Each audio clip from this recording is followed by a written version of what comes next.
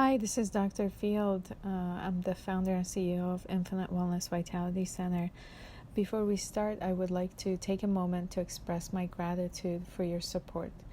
Thank you for your time, for being here to allow me the opportunity to share with you my vision for the future of my practice. You have received a big announcement about my practice. What you're going to hear is that I have finally reached a place where I know I need to create a smarter way of working with my patients without compromising my commitment to our relationship or your well-being. Today, I would like to take some time to explain to you what I believe will be the solution to this desire to change the way I practice medicine. More importantly, I want you to understand very clearly why this is important. We can see here that there are not enough doctors to serve the needs of our growing aging population. As depicted by this graph, the blue line represents the index of growth of the aging population. The blue line has a very steep slope that indicates rapid expansion of this population, which is well beyond what the black line that indicates growth in the number of physicians. With this in consideration, we can see that the shortage of physicians can leave medical practices overrun with patients. Matters have gotten worse with healthcare reform, with 31 million more people with insurance. Wait times are longer, visits are shorter, and the quality of care is suffering as a result. I hear time and time again from patients that they have to wait 3 to 4 months before they can see their primary care physician. Unfortunately, this type of story is very common. Furthermore, our problem is not just the shortage of doctors. We can see here globally, cost of healthcare is skyrocketing, while the health of our population is declining. Nationally, this is a complicated problem, but it is a riddle we can mostly solve for ourselves. You can see here the cost of healthcare in the U.S., about twice the cost of healthcare in other developed countries. While outcomes as measured by the length of life, quality of life, and so on in the U.S. are similar or even worse than other countries where healthcare costs are lower. Let's discuss how this could be. In the early days of medicine, our focus was on infectious disease. We finally won this battle with the advent of antibiotics. However, this miraculous cure created an expectation and a culture of reductionism where we strive to reduce human health challenges to one diagnosis, one pill, one cure.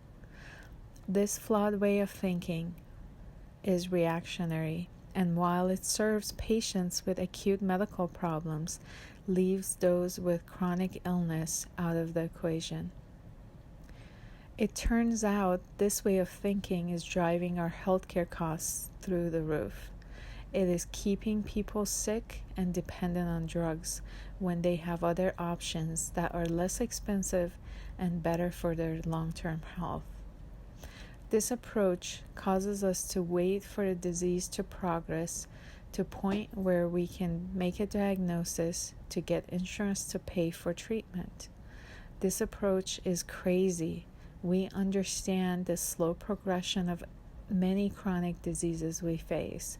We know for a fact that as the disease progresses, restoration of health and function becomes more costly, if not impossible in some cases.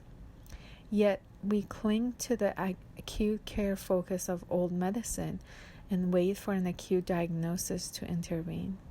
To challenge this flawed thinking, we invented ideas like pre-disease, such as prediabetes. These types of labeling lull the patients and medical providers into a haze of lethal passivity as they wait for acute diagnoses. In most markets, a diagnosis of prediabetes won't justify payment by the insurance company for nutritional counseling that is readily paid for with a full diagnosis of diabetes. On the other hand, in old medicine, we are conditioned to think of the doctor's office as a body repair shop. The medical facilities are the places where we go when our health is broken down and our bodies don't function optimally. We hope that we can get quickly patched up and put back on the road again. This type of expectations put doctors like me, and by extension, patients like you, at a critical crossroads. I could do what the system demands me to do and practice conventional medicine with 8-minute appointments. On the other hand, I can continue to do what I know to be meaningful patient care. Therefore, find a way to move forward in a more enlightened way, not just treating you when you're sick, but supporting you in creating health. The future of medicine is familiar to some of you. I have been practicing this way for some time. I hope you all have experienced the differences between the way I care for you here and the way others treated you in other practices. The simple way to understand what I do here is that I try to take the approach to restoring and managing health by addressing the causes of, rather than just the effects of health problems. I don't just treat the symptoms. I strive to find the root cause and correct them to help restore health and function. While the science and technology required to do this are complex, the recipe to achieve this together is pretty simple. However, it is impossible to accomplish this in a system that requires I see patients every 8 minutes, and the patients already have several advanced diagnoses before we get started addressing their problems. Desire to practice new medicine brings me to share with you one of my favorite quotes from Thomas Edison. The doctor of the future will give no medicine, but will interest her or his patients in the care of the human frame, in a proper diet, and in the cause and prevention of disease. With this being said, I do not intend to decrease the value of modern medicine or to lead you to think that diet and exercise is a cure for everything. As a physician who practices emergency medicine and urgent care, I have a great appreciation for how life-saving drugs and procedures are in an acute setting. However, I see this type of practice has its shortcomings in the area of preventative medicine and chronic illness management. In light of modern science, we now understand things that we didn't before. We used to think that the future of our health was handed to us in the genetics we inherited from our parents. The best we could hope for from our doctor was that they would help us react to the havoc created by our genetics. Today, we know this is wrong. We know our genetics dictate only 20% of what we experience as health or disease. The other 80% of our health is determined by the choices we make about the lifestyle we create for ourselves. How and what we eat, how we sleep, exercise, manage stress, and interact with the world around us. In summary, we are not, for the most part, predestined for disease based on our genetics. In fact, our genetics, at best, is the loaded gun, while our environment and lifestyle choices is what that pulls the trigger. So optimizing health is a skill. If you accept this fact, and it is impossible at this point not to, then you have to conclude that optimizing health is a skill. And like any other skills, we have to develop our abilities in this critical area that most of us unknowingly neglect. To make good decisions and to create lifestyle that grows and sustains health, we have to be educated. There is a specific form of knowledge development of attitudinal approaches, and acquisition of particular skills that must take place if we are to achieve and maintain health. Practicing the new medicine requires a reorientation of the doctor-patient relationship from I am the doctor, you're the patient, do as I say, and I will fix you, to I am an expert in medicine, you are an expert in you, let's work together to take you where you want to go. In the next era of medicine, the physician will focus far more as a teacher and coach than mere body repair technician. I have been hard at work developing what will become a model of the practice of the future. This model will allow me to restore the vision I once had for practicing the type of medicine you and others really need. I'll try to explain briefly what I'm proposing here. The first step is to listen. This has been taken away over the years from doctors and patients in the way that the system has evolved and accelerated the care you receive. I may be the expert in medicine, but you are the expert in you. Until our system acknowledges this partnership and interdependency between doctors and their patients, we won't begin to see meaningful change in the health of our population. After years of doing this, I've learned that to a large extent our biography shapes our biology. So I listen, I hunt for clues in your story that link to your health. Then I add your story to a wealth of additional information from advanced labs and diagnostics. I then process all that I've learned from you and your testing and share it with you. This partnership allows us to work together to solve the puzzle of your health and formulate a plan to help you achieve your vision for health. Plans are sometimes easier to make than to fulfill, so my role needs to change at this point to support you. When you hit bumps in the road, we find new ways to get where we're trying to go. The fact is, aside from the training it has taken to develop the ability to do this, the entire approach hinges on the availability of time.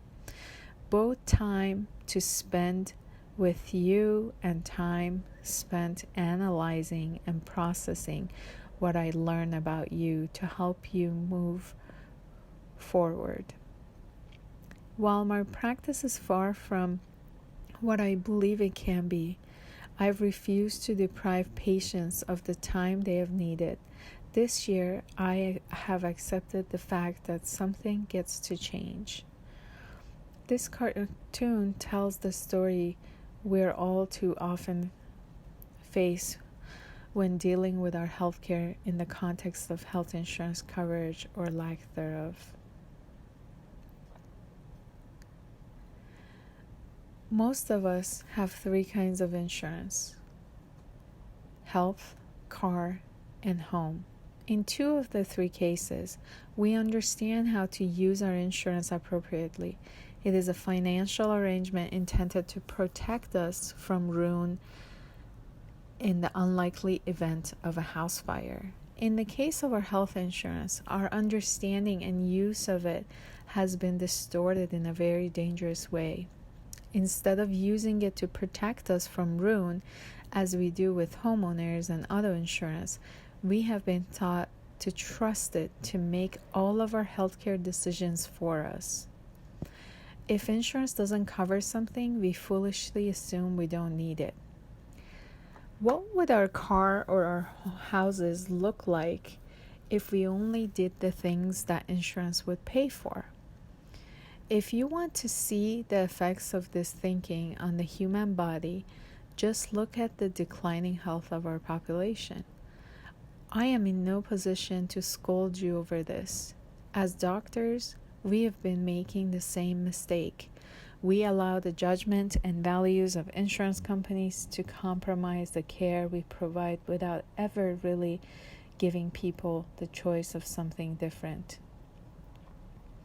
The fact is that we have to invest in creating health for ourselves. For many of us, myself included, this is a lot of money. And I don't want you to think for 1 minute that I'm dismissive of this investment and sacrifices it takes to make this type of investment.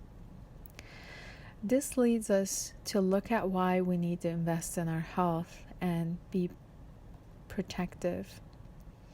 A picture is worth 1,000 words. This overloaded truck is like your primary care's practice, overrun by patients.